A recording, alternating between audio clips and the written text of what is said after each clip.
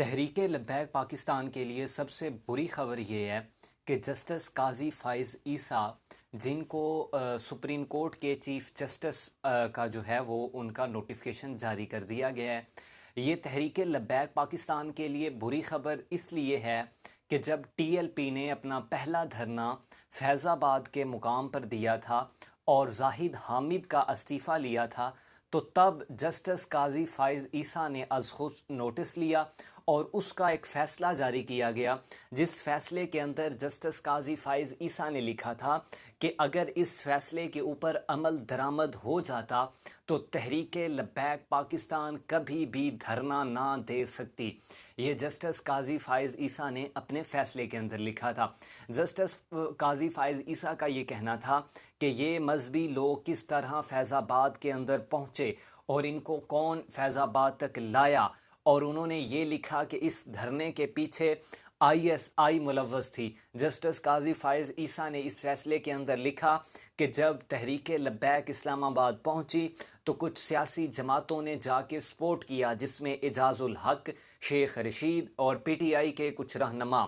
तो इसके अंदर उन्होंने लिखा कि इस धरने को मीडिया की जानब से सपोर्ट किया जाता रहा। 92 न्यूज़ जो था वो तहरीक लब्बैक को कवरेज भी देता रहा और वो तहरीक लब्बैक के लोगों तक खाना भी पहुंचाता रहा। ये जस्टिस काजी फ़ाइज़ ईसा ने अपने फ़ैसले के अंदर लिखा।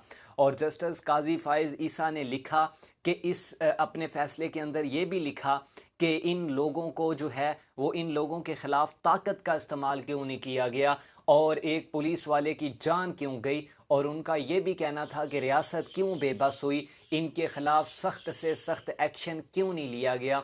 तो ये बड़ा तहरीरी तकरीबन काफ़ी सफ़हात पर जो है वो फ़ैसला था जो कि जस्टिस काजी फ़ाइज़ ईसा ने जारी किया, और जिसके बाद इसी फ़ैसले को जो है वो इस फ़ैसले की नज़रसानी के लिए जो है वो सुप्रीम कोर्ट के अंदर जस्टिस काजी फ़ाइज़ ईसा के ख़िलाफ़ रेफरेंस भी दायर हुए और काफ़ी अरसे तक वो रेफरेंस भी चलता रहा।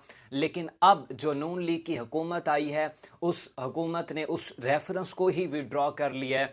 जो जस्टिस काजी फ़ाइज़ ईसा के असासें और जस्टिस काजी फ़ाइज़ ईसा से मुतल्लिक रेफरेंस था, वो नून लीग की जानब से जो है वो वापस ले लिया गया। तो अब इससे ये मालूम होता है कि जो जस्टिस काजी फ़ाइज़ ईसा उस वक़्त तहरीक लब्बैक के ख़िलाफ़ फ़ैसले जारी कर सकते हैं जब वो सितंबर के अंदर चीफ़ जस्टिस ऑफ पाकिस्तान बनेंगे, और उन्होंने अपने फ़ैसले के अंदर टीएलपी के ऊपर पाबंदी लगाने का भी कहा था और पाबंदी लगाने का उन्होंने पूरा तरीक़ाकार भी उस फ़ैसले के अंदर बताया था।